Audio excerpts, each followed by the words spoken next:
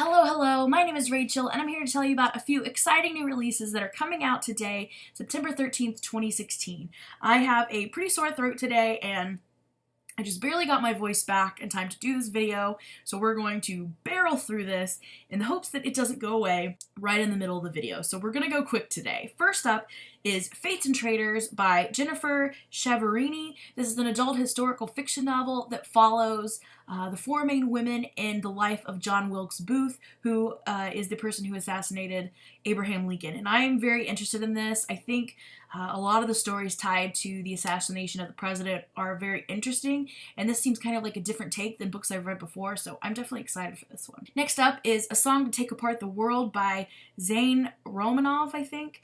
This is a YA magical realism that follows the story of a girl whose family forbids her from singing, but she falls in love with a musician and soon discovers why her family doesn't want her singing. I'm excited to see what magical realism element is in there. I'm assuming it's with the song. I'm assuming they have some sort of ability when they're singing, and I'm interested to see what it is. Next up is Phantom Limbs by Paula Garner. This is the YA contemporary novel that follows the story of two teens who are friends and then face tragedy, and I think one of them moves away and then moves back after some time, and now they're trying to continue through the grieving process and kind of reconnect. The tagline that I saw in the Goodreads description that I loved was, they have to learn to swim against the undercurrent of grief. And it got a ton of love on Goodreads, so I'm expecting this one to be really good. Next up is The Light Fantastic by Sarah Combs. This is another YA contemporary novel, and I was mostly drawn to this one because of the cover. It's just a beautiful cover, and so I didn't read too much into it. This one seems like one I just want to kind of experience and enjoy, but I will give you the tagline, which is the second thing that drew me into this one. The tagline is 7 tightly interwoven narratives, 3 harrowing hours, and 1 fateful day that changes everything.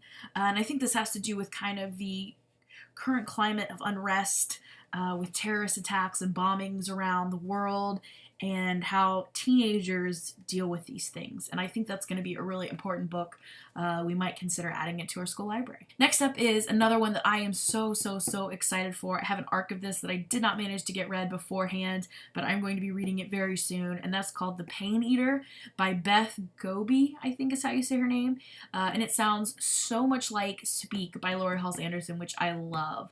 It follows the story of a teen girl who is sexually assaulted by, I think, plural boys in her high school, I think at a party, and it's just the story of her coping with this, especially in an atmosphere where we see current events taking place in the world. I think this is just such an important story to get out there to women and teen girls about you can overcome this. You're not what happened to you, that you can be strong and you can move on, and it's not right.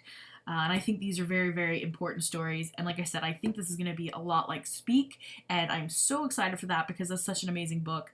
And I know my students really enjoy that. So I'm excited for this one. Next up is one I was really surprised by. It's by Jennifer Weiner, who is typically known as an adult contemporary author. But this is a middle grade fantasy novel. So I was really surprised by that. It's called The Littlest Bigfoot.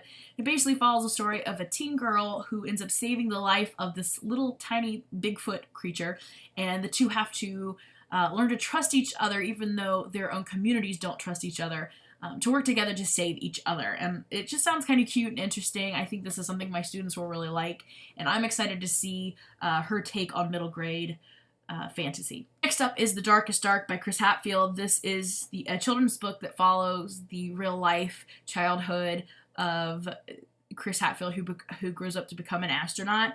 And when he was young, he was afraid of the dark and of the night, and he realizes that even though he wants to be an astronaut, that the sky and space is like the darkest dark, which is where we get the title. And I think that's a great idea, and I love the concept of him overcoming that fear and growing up to become an astronaut. I think it sends a really strong message, even if it's not right in your face. I think it still sends a really great message. Next up is another one that I didn't really want to read too much about. It seems like one I kind of want to just have unfold as I read it, but I'll tell you a little bit about it, and that is The Bombs That Brought Us Together by Brian Connigan. I'm sorry if I butchered your name. This is another young adult contemporary novel that follows this boy who lives in what seems like kind of a post-apocalyptic or dystopian world, and he lives in Littletown, and he follows all the rules that they have set for him in Littletown, but he meets a refugee from a local area, and slowly he starts breaking more and more rules, and then the bombs start. And I think this just sounds very interesting. I was mostly drawn to it from the title. I think that's an amazing title, and I'm excited to look into it. And last up is The Last Days of Jack Sparks by Jason Arnop. This is an adult horror story that I believe is kind of like a collection of files that lead up to the author of this fictional book named Jack Sparks' death.